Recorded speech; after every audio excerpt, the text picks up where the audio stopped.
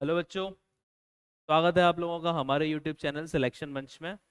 तो आज हम लोग डिस्कस करने जा रहे हैं आपसे एग्ज़ाम के बारे में। जैसा कि सब लोगों को पता ही होगा, अगर नहीं बताया तो बता दूं आप लोगों को कि एग्ज़ाम सब आने ही वाले हैं, स्टार्ट होने ही वाले हैं। चाहे आप प्रिपरेशन कर रहे हैं एसएससी की, चाहे आप कर रहे हैं प्रिपरेशन बैंकिंग की। ये जो आगे वाले जितने भी अपकमिंग मंथ्स आने वाले हैं, सारे मंथ्स आपके एग्ज़ाम मंथ होने वाले हैं। जुलाई से स्टार्ट होगा, जुलाई अगस्त सितंबर अक्टूबर नवंबर दिसंबर। बहुत ही ज़्यादा क्रूशियल मंथ होने वाले हैं, बहुत ही ज़्यादा। ठीक है। इन्हीं में सारे आपके फेस्टिवल्स पड़ जाते हैं और इन्हीं में आपके सारे एग्जाम्स पड़ जाते हैं। फेस्टिवल्स वैसे सब भूल जाइए भैया, फोकस करिए एग्जाम्स पर। ठीक है, जॉब ले लेंगे तो अच्छे बन जाएंगे फेस्टिवल्स, वरना फिर जिंदगी खराब है। ठीक है। तो आज हम लोग थोड़ा सा बात करने आए थे आप लोगों से कि देखो दिक्कत क्या होता है जब हम कोई एग्जाम की तैयारी करते हैं। सही गाइडेंस होना बहुत इंपॉर्टेंट है उस चीज़ के लिए। के पास गाइडेंस सही नहीं होता, वो एग्जाम क्रैक करना उसके लिए नेक्स्ट टू इम्पॉसिबल होता है, बिल्कुल ही। समझ रहे हैं? गाइडेंस बहुत ज़रूरी है कि आप कैसे तैयारी कर रहे हैं, क्या कर रहे हैं। कुछ भी पढ़े जा रहे हैं and अनाप शनाप चल रहा है ऐसे ही, ऐसे नहीं हो पाएगा आप लोगों का कभी ज़िंदगी में सिलेक्शन। ठीक है, प्रॉपर तरीके से स्ट्रेटजी के साथ आपकी तैयारी होनी चाहिए, सही डायरेक्शन में होनी चाहिए, तभी आपका हो पाएगा, अदरवाइज नहीं हो पाएगा। अब आप लोग कह रहे हैं सर आप ज्ञान दे रहे हो, आपका तो अभी तक हुआ नहीं सिलेक्शन। लगता है ऐसा कि सर आपका तो नहीं हुआ, आप में कहाँ कमी थी? तो देखो, मैंने भी तैयारी शुरू की थी। जब मैंने तैयारी शुरू की थी, थोड़ा बात, चलो मैं अपने बारे में ही बात थोड़ा कर लेता हूँ आपसे। अगर आप बात करें, मेरे बारे में ही बात कर लेते हैं। मैंने ट्वेल्थ करी 2013 में। कब करी? 2013 में मेरी ट्वेल्थ हो चुकी थी। ठीक है। ट्वेल्थ होने के बाद से ही तैयारी कर रहा था मैं। एसएससी, मतलब भैया थे, हमारे भैया थे, उन्होंने बताया था कि आप एसएससी की तैयारी कर लीजिए, सही है। मतलब वो भी तैयारी कर रहे थे उस टाइम पर, तो अपने साथ उन्होंने हमें भी तैयारी में इन्वॉल्व कर लिया। ठीक है। अब क्या था कि 2013 में उन्होंने बताया कि देखो एक रीजनिंग भी होती है इसमें, मैथ्स भी होती है, रीजनिंग के ऐसे क्वेश्चंस, जीएस में ये, इंग्लिश में ये वो। उस टाइम इंग्लिश बहुत ज़्यादा वीक थी मेरी भाई, कुछ नहीं आता था उस टाइम पर। तो यूपी बोर्ड से थे, तो बिल्कुल ही निलबट्टे सन्नाटा था। कोई मतलब ही नहीं, कुछ नहीं आ रहा इंग्लिश में भैया। बहुत प्रॉब्लम आ रही है, कुछ समझ में नहीं आ रहा कैसे हो गए क्वेश्चंस, इतनी भयंकर भयंकर वोकैबलरीज कैसे होंगी। बट कोई दिक्कत नहीं। अब उस टाइम मैं तैयारी कर रहा था एसएससी की। बट उस टाइम एक एग्जाम बहुत ट्रेंडिंग में था, जिसे आप बोल देते हैं एयरफोर्स। कोई भी मिडिल क्लास बंदा होता है वो सब फॉर्म भरता था उस टाइम पर। एयरफोर्स, नेवी हुआ, एनडीए हुआ, सीडीएस हुआ।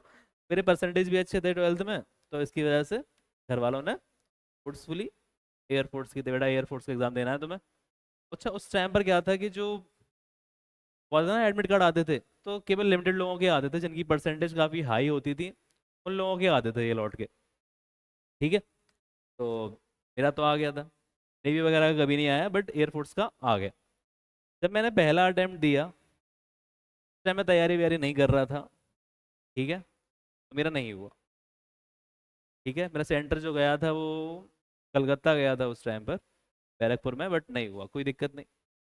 जब मैंने सेकंड एग्जाम दिया, तब मैंने थोड़ा सा तैयारी वैयारी जान गया था चीज़ों को, एसएससी की तैयारी कर ली थी। थोड़ा बहुत सिखा दिया था सर ने कि मतलब ऐसे ऐसे चीज़ें करनी होती है। मैंने एग्जाम दिया फिर से सेकंड टाइम एयरफोर्स का, देन आई विल क्वालिफाई। मैंने एग्जाम क्वालिफाई कर दिया, क्वालिफाई हो गया था। उस टाइम मैं अकेला गया था भुवनेश्वर एग्जाम देने के लिए। देन क्वालिफाई, वो सब चीज़ ठीक है जो भी है, क्वालिफाई हो गया। बट मैं क्या था, रनिंग थी के बाद। अच्छा, पहले क्या होता था, पहले एक फ़ायदा था कि सब कुछ मतलब एक ही दिन होता था, मतलब सब कुछ फर्स्ट एक दिन में खत्म हो जाएगा, ज़्यादा से ज़्यादा 2 दिन। सब कुछ आप वहीं रहेंगे, सब कुछ आपका वहीं हो जाएगा। ठीक है। पहले में क्या हुआ, आपका एग्जाम हो जाता था, एग्जाम के 1 घंटे बाद आप बाहर रेस्ट करिए, 1 घंटे के बाद आपका रिजल्ट अनाउंस किया जाता था। उसके बाद आपकी थोड़ी बहुत फिजिकल हो जाता था स्टार्टिंग, मतलब पुशअप्स वगैरह करा लेते थे। उसके बाद रनिंग होती थी। तो उस टाइम रनिंग 7 मिनट में, मेरे टाइम पर मुझे जहाँ तक मुझे याद है, 1600 मीटर थी। बहुत ईजी है, कोई भी लगा लेगा 7 मिनट में 1600 मीटर, है कि नहीं? यही मुझे लगा था उस टाइम पर। इसीलिए मैंने कभी प्रिपरेशन करी ही नहीं कि रनिंग तो मतलब इजी है, 7 मिनट में आराम से लगा ही दूंगा मैं, तो मैंने कभी इस चीज़ की प्रिपरेशन नहीं करी। देन आई फेल, मैं रनिंग में बाहर हो गया। घर वाले पहले बहुत खुश थे कि मतलब अब तो हो ही जाएगा, रनिंग वनिंग कर लेंगे, बट फेल हो गया वहाँ पर। बहुत बड़ा शौक था मेरे लिए भी, मतलब मुझे बहुत उम्मीद थी कि मेरा हो जाएगा, लाइफ सेट, कोई दिक्कत नहीं, ठीक है, बट नहीं हुआ। ठीक है, कोई दिक्कत नहीं है। जब मैं मतलब रनिंग जब फेल हो गया था तो मतलब थोड़ा सा चेहरे में आंखों पे आंसू आ रहे थे, तो वहाँ पे एक उसने पूछ लिया, वहाँ के कोई विंग कमांडर वगैरह थे, उन्होंने पूछा कि आप इतना परेशान क्यों हैं, सैड क्यों हैं? तो उसने बताया कि मतलब, मैंने कहा सर मतलब लास्ट अटेम्प्ट था मेरा, नहीं हुआ। कि कोई दिक्कत नहीं है, हो सकता है आप बड़ी जॉब के लिए बने हो। सब बोल देते हैं, ऐसे मोटिवेशन है केवल, ये कुछ नहीं है इसके अलावा इसमें, ठीक है। तो वहाँ पे मैं कोई दिक्कत नहीं है, हो गया। अब मैंने प्रिपरेशन स्टार्ट करी, फिर दोबारा से स्टार्ट रहा, 14, 15, 16। अब क्या हुआ, साल बीतते जा रहे थे, 2015 आ गई, 3 आ गई, 4 भी आ गई अब तो। अब मैंने मिस्टेक्स क्या करी, जानिए ज़रा उसके बारे में।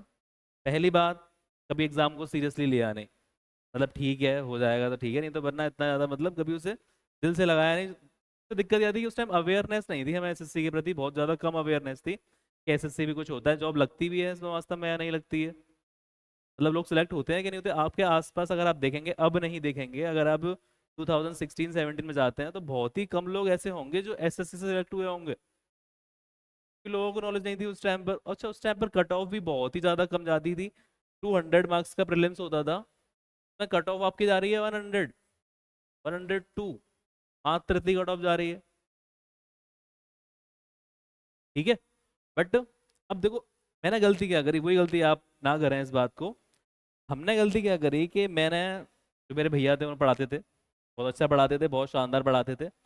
जब मैंने तैयारी स्टार्ट करी तो उस टाइम मुझे सिखाया गया, आपने देखा होगा मैथ के क्वेश्चन आप जैसे अगर लिखा हुआ है 20, अगर कोई चीज़ 20% इंक्रीज होती है तो वो 120 हो जाती है, तो बताइए नंबर क्या था। तो आप लोग कैसे करेंगे इस क्वेश्चन को, 1/5, 5 से 6 हो गया, 6 की वैल्यू दे रखी है, 5 की निकाल लिया आपने, 100 इज द आंसर। यही तो करते हैं आप लोग।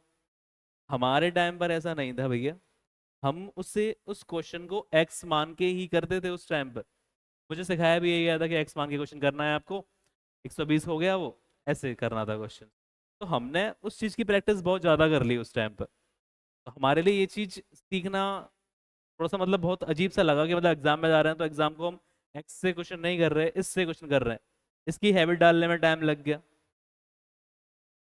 मतलब आज जब आगे बढ़ते गए, 17-18 में आए, यूट्यूब का ज़माना आ गया, यूट्यूब में ट्रिक्स आ गई क्वेश्चंस में, समझ रहे हो, इजी कर दिया मैथ को बहुत ज़्यादा, ठीक है। फिर मैंने टीचर चेंज की, मतलब भैया की जॉब लग गई थी, है ना, वो हो चुके थे सिलेक्ट एसएससी में, तो मैंने फिर किसी और से पढ़ा, वहाँ से पढ़ा, फिर चीज़ें और डेवलप हो गई।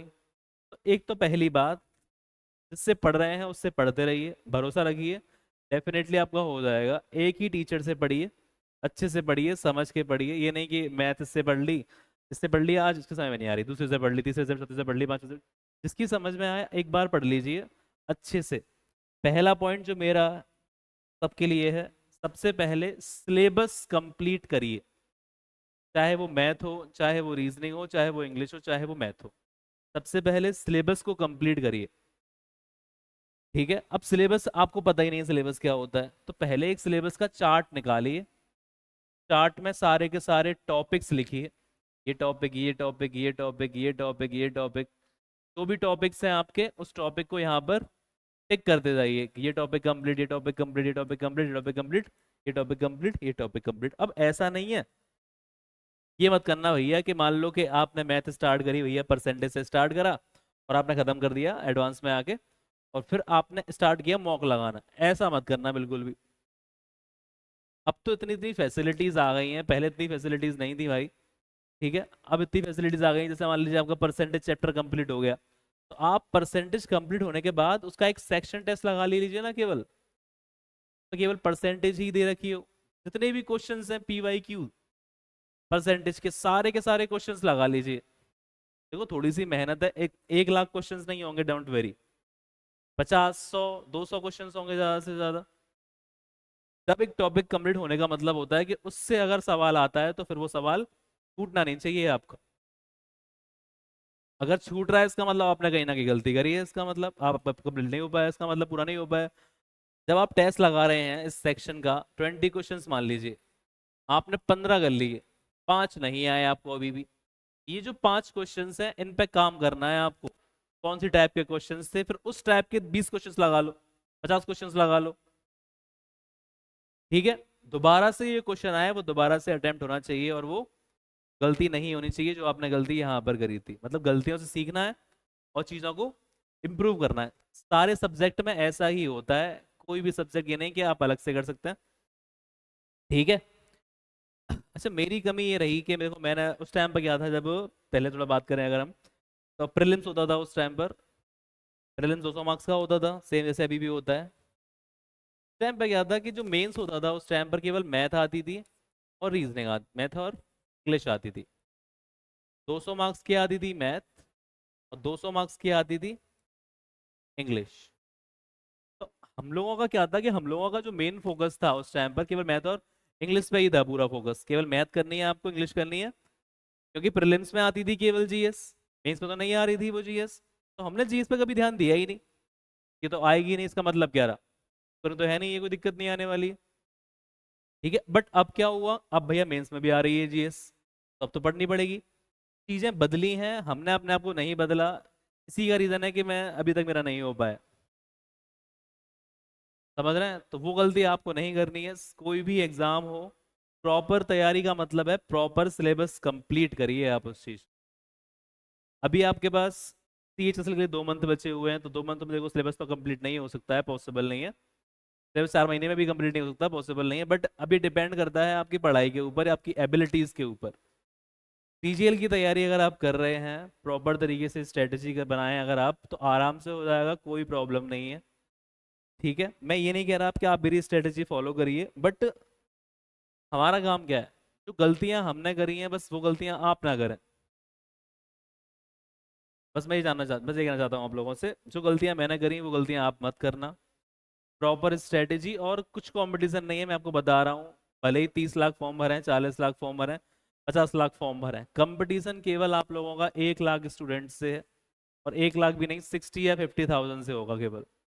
वही बच्चे हैं जो पढ़ रहे हैं, अच्छे से पढ़ रहे हैं। और वैकेंसी कितनी आ रही है आपके पास, अगर 12,000 वैकेंसी है तो क्या 50 में से 12,000 में नहीं आ पाएंगे आप? बताइए, आ जाएंगे ना। उन लोगों से आपको फाइट करनी है, प्रॉपर स्ट्रेटेजी से पढ़िए। ठीक है, मॉक टेस्ट लगाने ही लगाने हैं। जैसे ही थोड़ा सा सिलेबस कंप्लीट हो जाए आप लोगों का, रीजनिंग का, मैथ, जीएस, इंग्लिश, चारों का, और चारों को साथ में लेके चलना है, कि ये नहीं कि पहले रीजनिंग खत्म कर लूँ, पहले इंग्लिश खत्म कर लूँ, ये जीएस खत्म कर लूँ, या पहले मैथ खत्म कर लूँ, ऐसा नहीं है। प्रॉपर चारों को साथ में लेके चलिए। ठीक है, और मॉक टेस्ट लगाइए। क्या मॉक टेस्ट से वो फायदा क्या होता है, मॉक टेस्ट के फायदे ये हैं कि जो आप क्वेश्चंस कर रहे हैं, आप जो सीख रहे हैं, परसेंटेज कोई बढ़ा रहा है आपको टीचर, तो क्या वास्तव में आप क्वेश्चंस वहां पर रियल एग्जाम में क्वेश्चंस कर पा रहे हैं? जब मैं नाउन बढ़ाता हूँ तो नाउन में क्वेश्चंस आते हैं, सर यहाँ पे मैंने कोई कॉन्सेप्ट उड़ाया कि ये वर्ड है, इनमें हमेशा एस का यूज होगा, तो वहां पे बच्चे यार लगा देते हैं। बट एग्जाम में जब वो सेम क्वेश्चन आता तो नहीं लगा पाते, क्यों नहीं लगा पाते? क्योंकि हम क्या कर रहे होते हैं, पर्टिकुलर टाइम पर उस चीज को पढ़ रहे हैं और उसी पर फोकस कर रहे हैं। वहां पे सब कुछ आ रहा है मिसलेनियस बन के, तो मिसलेनियस पर फोकस कैसे होगा, वो मॉक टेस्ट से ही हो पाएगा। समझ रहे हैं? मॉक टेस्ट बहुत ज्यादा बेनिफिशियल है। बिना मॉक टेस्ट के किसी का नहीं हुआ भैया अभी तक। सोचो कि लास्ट टाइम में अगर 1 मंथ रह जाएगा तो मॉक टेस्ट लगा लूंगा, तो ऐसा नहीं है भैया, मॉक टेस्ट तो लगाना ही पड़ेगा आपको डेली। और प्रॉपर तरीके से मॉक टेस्ट लगाइए, लेट के मॉक टेस्ट लगा रहे हैं आप लोग। रिज्यूम कर लेंगे, छोड़ दिया, आधा कर लिया, एक सेशन कर लिया, एक आधा कर लेंगे, 10 मिनट कर लेंगे, ऐसे नहीं। प्रॉपर तरीके से प्रॉपर बैठिए आप सिटिंग चेयर पर, चेयर पर बैठिए, बगैर दो कागज, दो पेपर लीजिए, जैसे एग्जाम में आप फील करते हैं वैसा ही माहौल क्रिएट करिए ना वहाँ पर आप। बहुत से लोग बोलते हैं, बहुत से स्टूडेंट्स सर अब बहुत वहाँ पर बहुत ज़्यादा प्रेशर हो गया और मैं नहीं कर पाया, अटेम्प्ट क्वेश्चंस रह गए आते हुए भी। इसका रीज़न क्या है? इसका रीज़न केवल और केवल ये है कि आपने कभी घर पर वो वाला माहौल नहीं बनाया, या लाइब्रेरी में आपने, या फिर कोचिंग में आपने वो वाला माहौल बनाया ही नहीं। अगर आप वो वाला माहौल क्रिएट कर लें अपने एनवायरनमेंट में, जब आप एग्जाम देने जाएंगे तो आपको वही फीलिंग आएगी ना जो आप घर में दे रहे थे, same to same feeling. Same मैं मॉक दे रहा हूँ, कोई दिक्कत ही नहीं है। बताइए, है कि नहीं? तो प्रॉपर तरीके से एग्जाम दीजिए, सीरियसली एग्जाम दीजिए। जॉब, एसएससी सीजीएल की जॉब आपकी सोच से बहुत बड़ी जॉब है। ये फील करेंगे ना जब आप, यहाँ 3 स्टार्स लगे होंगे, GST inspector, income tax inspector. ये नाम सुनने में जितने अट्रैक्टिव है ना, रियल में भी जॉब बहुत ही ज़्यादा अट्रैक्टिव है। बहुत ही ज़्यादा अट्रैक्टिव। समझ रहे हैं? और आपके लिए तो जो खुशी का पल होगा ही होगा, बट आपकी फैमिली के लिए बहुत ज़्यादा खुशी का पल होगा जब आप जॉब लेंगे। जब एग्ज़ाम में रिजल्ट आता है ना, तो मैं अब फीलिंग को शेयर नहीं कर, बता नहीं सकता आप लोगों को। जब आप खुद फील करेंगे तभी समझ सकते हैं इस बात को। आप कहाँ से कहाँ पहुँच जाते हैं जब एक एग्ज़ाम का रिजल्ट आता है और आप उसमें क्वालिफाई कर जाते हैं और इस टाइम आपका नाम होता है। बहुत ही ज़्यादा अलग फीलिंग होती है ये। ठीक है, चलो छोड़ो जो भी है। अच्छा, मैं ये वाली बात आपको बताई थी कि मैं यहाँ पर रनिंग में फेल हो गया। इस रनिंग से मैं आपको एग्जांपल देना चाहता हूँ। बहुत सारे बच्चे, बहुत सारे मतलब मोस्ट ऑफ द बच्चे, अभी सीजीएल जो हुआ था, प्रीलिम्स हुआ आपका, प्रीलिम्स क्वालिफाई कर गए वो लोग, मेंस क्वालिफाई कर गए वो लोग, कोई दिक्कत नहीं आई। मेंस में उनके नंबर आप सोच भी नहीं सकते, कट ऑफ 305 गई थी। के मार्क्स की 20+ मार्क्स थे, बट उनका नहीं हुआ। क्यों नहीं हुआ? क्योंकि जैसे मैंने वहां पर रनिंग को नेग्लेक्ट कर दिया कि ये तो हो ही जाती है, नॉर्मल है, ऐसे ही उनने दो चीजों को नेग्लेक्ट कर दिया। पहला था आपका कंप्यूटर, दूसरा था आपका टाइपिंग।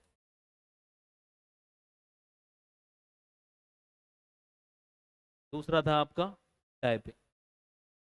उनने सोचा कि कंप्यूटर तो कर ही लेंगे भाई, पहले प्रीलिम्स तो निकालना है, पहले मेंस तो निकालना, कंप्यूटर तो हो ही जाएगा। बट कंप्यूटर में वो क्वालिफाइंग मार्क्स तक भी नहीं ला पाए।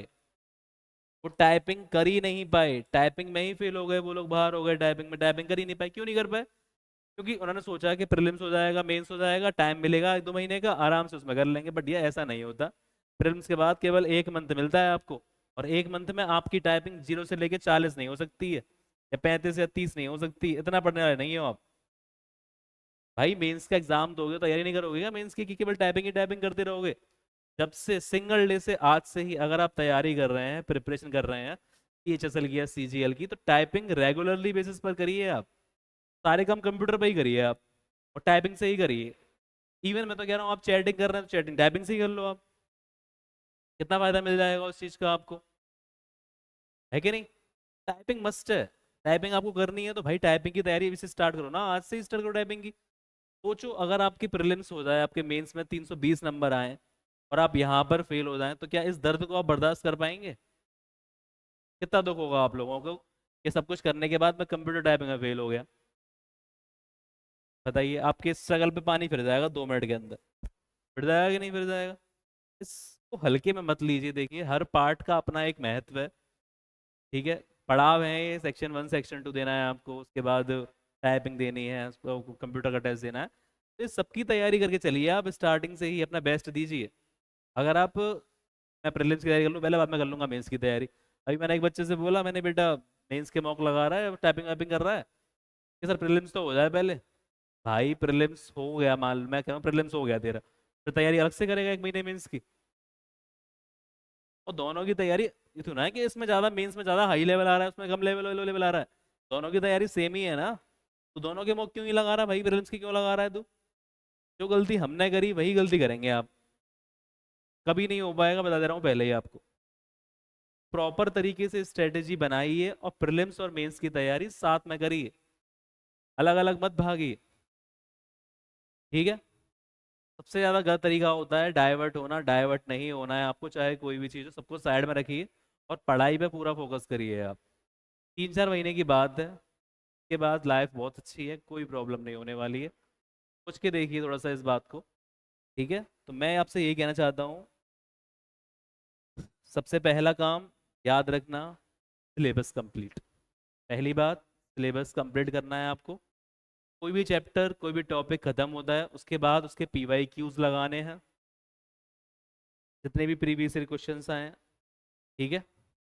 PYQs करने के बाद बस इतना ही, अगर आप इतना भी कर रहे हैं ना, उसके बाद सेल्फ एनालिसिस करिए कि वास्तव में आप कुछ सीख रहे हैं या नहीं सीख रहे हैं, ठीक है। मॉक टेस्ट अगर आप अभी स्टार्ट कर रहे हैं आज से या फिर स्टार्ट कर चुके हैं पहले, तो मॉक टेस्ट एक, चलो एक मॉक टेस्ट लगा लीजिए, डेली आप एक मॉक टेस्ट लगा लीजिए। उस मॉक को एनालिसिस करिए कि आप कहाँ पे, ये टॉपिक आपका हो गया था, इससे ये क्वेश्चन नहीं आ पाया, कि वो टाइप ढूंढिए, टाइप के सारे क्वेश्चंस कंप्लीट करिए। जब नेक्स्ट आप मॉक देंगे तो उसमें वो क्वेश्चन नहीं अटकना चाहिए आपसे, अगर अटक रहा है देन आप गलत ट्रैक पर हैं, सही ट्रैक पर नहीं है बिल्कुल, ठीक है। GS बहुत ब्रॉड है, को समझिए कि वास्तव में क्वेश्चंस कहाँ से आते हैं, वहीं पर फोकस करिए, ज़्यादा भागने की जरूरत नहीं है इधर उधर। कम टाइम में अगर आपको सिलेक्शन लेना है तो स्मार्ट वर्क करना ही पड़ेगा आप लोगों को, ठीक है। मैं यही चाहता हूँ कि जो गलतियाँ मैंने करी हैं आप लोग वो गलतियाँ ना करें, सीखें उन गलतियों से, ठीक है। थैंक यू, और कोई भी डाउट हो तो मैं हूँ आपके लिए हमेशा रेडी, ठीक है। Thank you.